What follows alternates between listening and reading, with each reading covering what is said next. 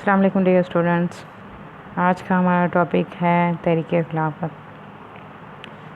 तहरीक खिलाफत जो है उसको आज हम रीड आउट करेंगे। उसके अंदर हम लोग उसका बैकग्राउंड थोड़ा सा देखेंगे, फिर देखेंगे कि तहरीक खिलाफत किस तरह चलाई गई, इसके मक़ासद क्या थे और ये किस तरह एंड हुई।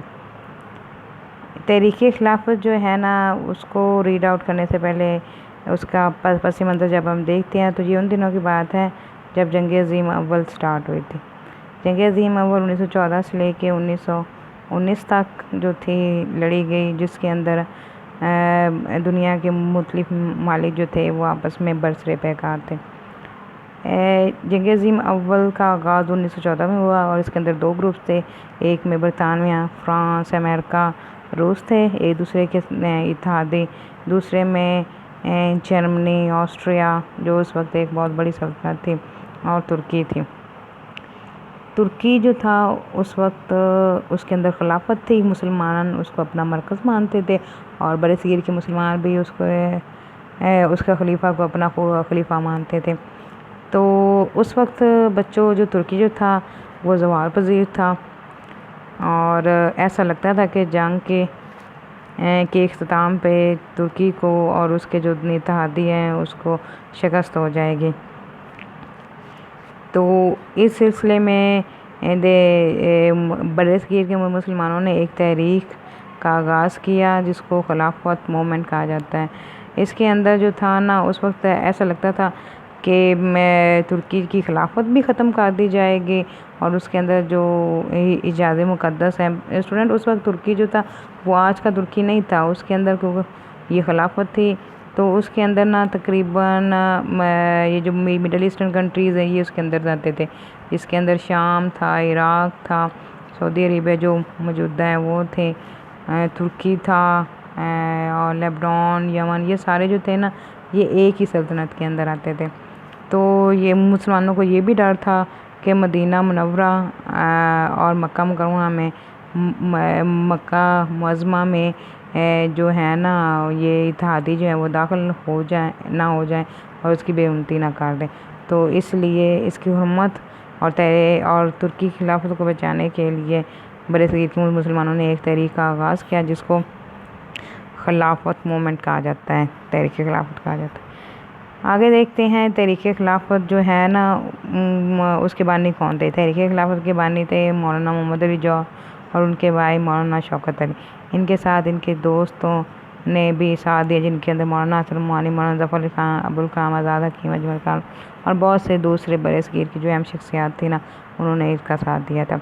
तहरीक खिलाफत को स्टार्ट करने से पहले खिलाफत कमेटी बनाई गई और इसमें एक जो वफ़द है बड़े सगीर से वो बरतानिया पे भेजा गया और जो कि उस वक्त के वज़ीर आज़म से मिला और वज़ीर आज़म से ये यकीन दहानी करवाई कि जंग के इख्तिताम पर तुर्की को नुकसान नहीं पहुंचाया जाएगा और वापस आकर बहुत सारे जलसे जुलूस किए गए और तहरीक खिलाफत को बड़े पुरजोश और ज़बरदस्त तरीके से चलाया गया।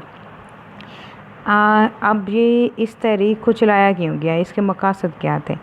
तो इसके मक़ासद जब हम देखते हैं तो 3 थे। ये बच्चों ये ज़रा गौर से सुनिएगा, ये शॉर्ट क्वेश्चन जो है ये भी है। तहरीक खिलाफत के 3 मक़ासद थे। पहला तो ये था कि तुर्की जो है ना वो एक वसीयत ममलिकत कायम रहे, ठीक है। और शिकस्त अगर इसको होती है ना तो जितने भी पार्ट्स जो हैं इलाके इसके अंदर आते हैं और इसकी जोग्राफियाई सरहदें जहाँ तक है वो जूं की तूं रहें और उसके टुकड़े ना किए जाएँ और जो खलीफा जो है उस वक्त मौजूद रहे और तुर्की में खिलाफत का इदारा कायम रहे, यानी कि खिलाफत को ना ख़त्म किया जाए। और तीसरा जो था वो है हिजाज़ मुक़द्दस, यानी कि मक्का मुअज़्ज़मा और मदीना मुनव्वरा की हुर्मत पे कोई आँच ना आए और गैर मुस्लिम अफवाज जो हैं वो इसके अंदर दाखिल ना हो। तो ये थे इसके 3 मक़ासद। आगे आते हैं तो आगे है इसकी सरगर्मियाँ क्या थी, मतलब कि इस तहरीक को कैसे चलाया गया। इस तहरीक को चलाने के लिए पहले तो ये कि बहुत सारे वफूद जो हैं वो भेजे गए यूरोपीय ममालिक में, बरतानिया में जैसा कि भेजे गए। इसके अलावा आगे देखा जाए तो डॉक्टरों, नर्सों के जो ग्रुप्स हैं उन्होंने तुर्क मुजाहिदीन जो कि उस वक्त लड़ रहे थे उनके लिए मरहम पट्टी और अद्वियात जो है ना वो भेजी।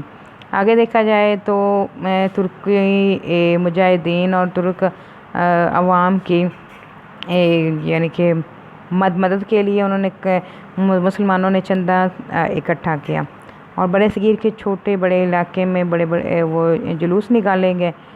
और इस सिलसिले में देखा जाए ना तो जो थे ना इनके जो अहम लीडर जैसे मौलाना मोहम्मद अली जौहर और मौलाना शौकत अली थे, उनको जेलों में भी डाल दिया गया। इस तहरीक में मुस्लिम सहाफ़त ने भी बड़ा किरदार अदा किया था। मौलाना ज़फ़र अली ख़ान का जो अखबार था, ज़िम्मेदार मौलाना अबुल कलाम आज़ाद का अल हिलाल था, मौलाना मोहम्मद अली जौहर का कामरेड था। तो उसके ज़रिए भी मुस्लिम अवाम के ज़हनों में एक तूफ़ान बर्पा किया गया इस तहरीक के हवाले से। आगे आएँ तो नेक्स्ट पेज पे हम लोग देखते हैं गांधी का किरदार। करमचंद मोहनदास गांधी जो थे वो हिंदुओं के लीडर थे। तो ये तहरीक बच्चों हिंदुओं और मुसलमानों दोनों ने इकट्ठी मिल के चलाई थी।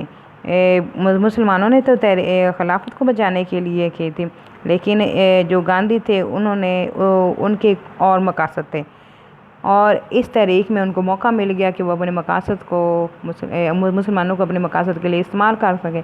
इसलिए उन्होंने इसकी खुल्लम खुल्ला हिमायत की।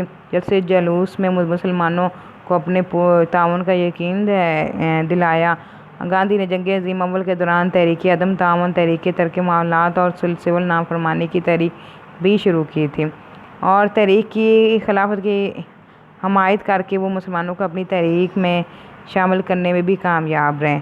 इसने मुसलमानों को भी कहा कि वो हुकूमत की तरफ से दिए गए अलकाबात वापस कर दें, सरकारी मुलाजमतें हैं जो हैं उसमें इस्तीफ़े दे दें।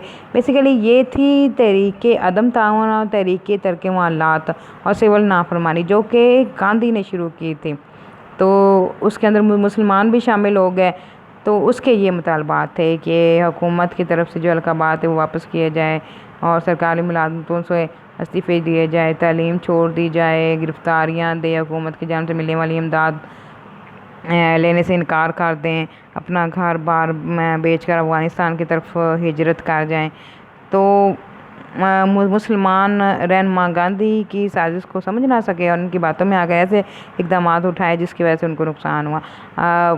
जो बहुत सारे मुसलमान जो थे वो बरसगीर से अपना घर बार छोड़ के और अपनी जायदाद बेच के वो अफ़गानिस्तान की तरफ गए हिजरत करके। लेकिन अफ़गानिस्तान क्योंकि उस वक्त अंडर डेवलप कंट्री था जैसे कि आज है, तो वो उनको ना रख सका तो ये वापस आ गए। इस तरह मुसलमानों का जानी और माली नुकसान हुआ।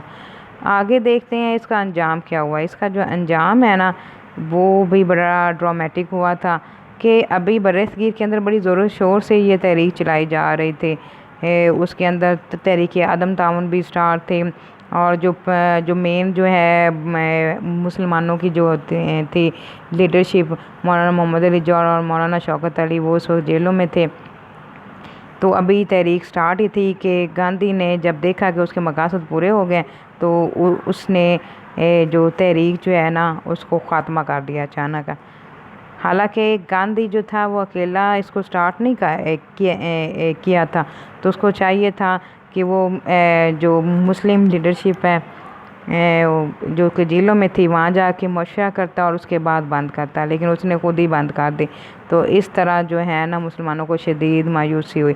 दूसरी तरफ देखा जाए तो तुर्की के अंदर क्या हुआ था, तुर्की को शिकस्त हो गई थी, लेकिन उस वक्त उसका एक गाजी थे जर्नैल मुस्तफ़ा कमाल पाशा जिसका नाम आप लोगों ने सुना होगा। उसने दोबारा तुर्क अफवाज को इकट्ठा किया और जो आज कल तुर्की नहीं है तुर्की मुल्क वो उन्होंने हासिल करने में कामयाब हो गए। फिर तुर्की खिलाफत का ख़ात्मा हो गया और ये ख़ात्मा इत्तेहादी अफवाज ने नहीं किया था बल्कि इत्तेहादी ममालिक ने नहीं किया था, बल्कि ये उसके सालार जो गाजी मुस्तफ़ा कमाल पाशा थे उन्होंने खुद ही किया था। तो हिजाज़ मुक़द्दस को अरबों के कंट्रोल में दे दिया गया, सऊदी अरब बन गया। ठीक है, तो तकरीबन जो उसके मुतालबात थे वो तहरीक खिलाफत के पूरे हो गए। अब इस तहरीक का जो है ना प्लस पॉइंट ये था कि ये पहली तहरीक थी जो मुसलमानों ने चलाई थी, और हिंदू हिंदू भी इसके अंदर थे, यानी कि ये पहली और आखिरी तहरीक थी जिसमें मुसलमान और हिंदू इकट्ठे शामिल हुए थे। उसके बाद मुसलमान और हिंदू कभी कोई इकट्ठे तहरीक ना चला सके। और इस तहरीक के ज़रिए मुसलमानों को पता चला कि उनके अंदर लीडरशिप क्वालिटीज़ हैं, और वो तहरीक एक मुनज़्ज़म तरीके से तहरीक चला सकते हैं, और आगे भी उन्होंने एक मुनज़्ज़म तरीके से तहरीकें चलाई जद्दोजहद पाकिस्तान में। ठीक है, तो ये था आज का टॉपिक है तहरीक खिलाफत। उम्मीद करती हूँ कि आप लोगों को समझ आ गया होगा, और अगर नहीं समझ आया, अगर इसके अंदर कोई भी आप लोगों को सवाल पूछने हैं तो वो नीचे मैं जब ये अपलोड करती हूँ और तो आपने नीचे ये पूछ लेना है। ठीक है, लेकिन आपने सिर्फ़ और सिर्फ ग्रुप में लेक्चर से रिलेटेड सवाल पूछने हैं। ये आगे पीछे जो आप लोग स्टार्ट कर देती हैं ना कि ये पूछ लिया वो पूछ लिया, तो ये नहीं आपने करना। ठीक है, अपना ख्याल रखिएगा। अल्लाह हाफिज़।